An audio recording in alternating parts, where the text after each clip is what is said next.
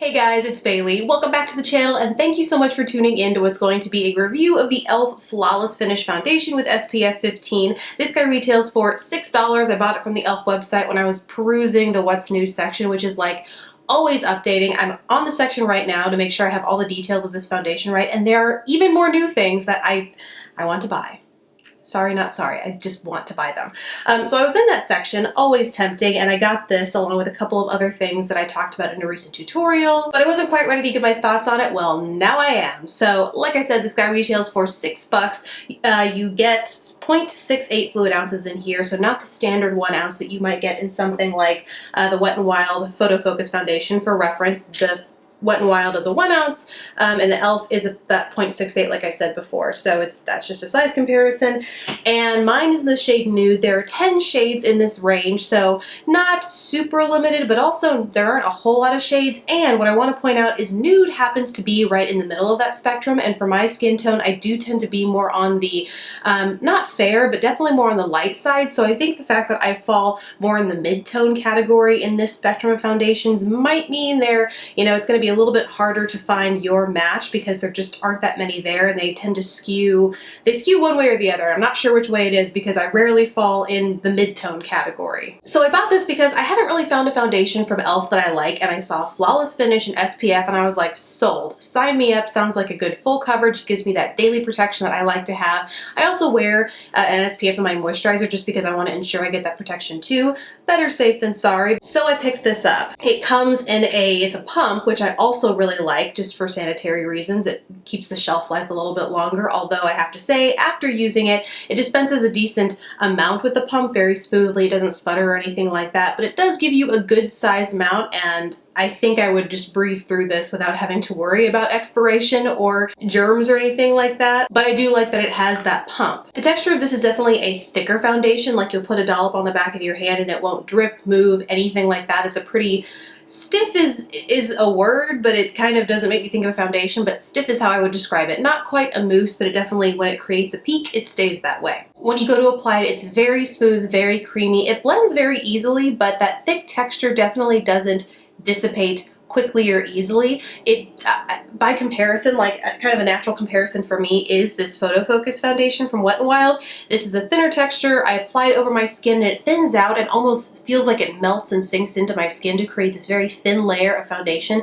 that yet is still really full coverage. This is very buildable coverage to full. I'm wearing it right now today, and I will say it's very buildable coverage. It's not going to completely conceal. Like I have some breakouts over on this side of my face, and you can even kind of see like that spot right there. So it's not like Marc Jacobs level full coverage foundation, but it's pretty good. It's really good at evening out your skin tone, but not without feeling a little bit thick and heavy on the skin and leaving a sheen. I personally, it might be due to something else, it might be meant to be a dewy finish foundation, but I attribute that and especially the scent and the texture of it to that sunscreen. Like it has a very sunscreeny type feel to me, and so it could be due to an entirely different ingredient, but just in my mind it wears a little like a sunscreen and has a sheen and keeps a sheen like a sunscreen once applied.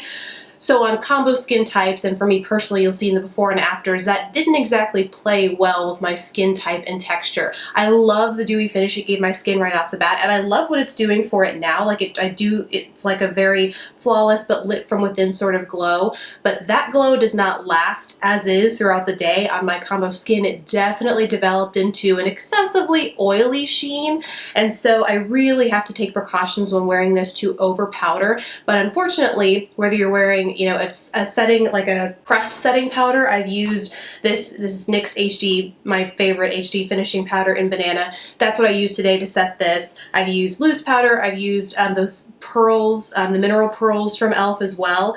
This definitely does the best job, but I find that when you go to set it to make sure it doesn't move, the more of that powder you lay on over top, the cakier it gets. And some of you might be like, well, duh, that's how it works. But some foundations I found that you just apply the littlest bit of powder to dampen down the dew, and just like that, you're good to go. It's set for the day. This, I find I really need to set it with powder, but as I set it with more powder to help it last, it just develops that cakey texture, and so I kind of attribute that to the thicker texture of the foundation overall. So now let's talk about wear time throughout an 8-hour day. You can see the before and after here. It, like I said, applies, wears flawlessly right in the beginning, but just throughout the end, I noticed a little bit of wear around my cheek area, and that does tend to be where I'll rest my face against my hand. Like, this area tends to see a lot of wear and tear during the day just because of my natural mannerisms, and so some foundations just have to hold up to that because of who I am. I just like foundations that can hold up there, even though I really, really try to avoid touching my face.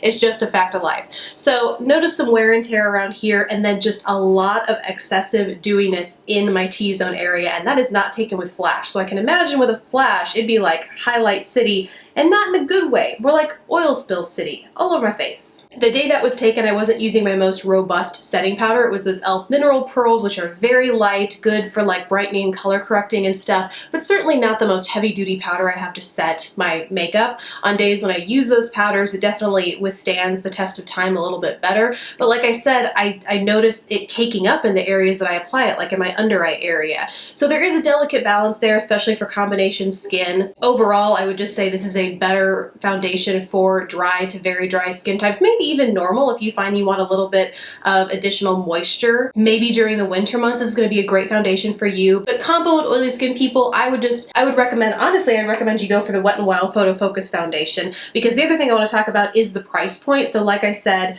this guy, the e.l.f. retails for $6 for 0.68 fluid ounces, whereas the e.l.f. is $5.99 for 1 full fluid ounce. So if you were to round up and get a full fluid ounce of the e.l.f., it actually goes for something like a little over $8 an ounce, I think. So it is by comparison more expensive, even though at face value they seem to be comparable in price. Just something to consider there. And so especially if you're comparing these two directly, I would say that the Wet n Wild is just better overall for combo and oily skin people. The e.l.f. is not bad by any means. Like I said, I love the finish and the coverage that it gave to my skin, really evening my complexion out while giving it that lit from within dewy glow. It just did not wear as well as I would have hoped on my combo skin. So those are my thoughts on, not that one, well, both of them, but mostly my thoughts on the e.l.f. Flawless Foundation. I really hope it was helpful for you guys. Definitely let me know what you think of it in the comments below. If you have an opinion, if you want to try it, if you're now put off of it, let me know either way in the comments.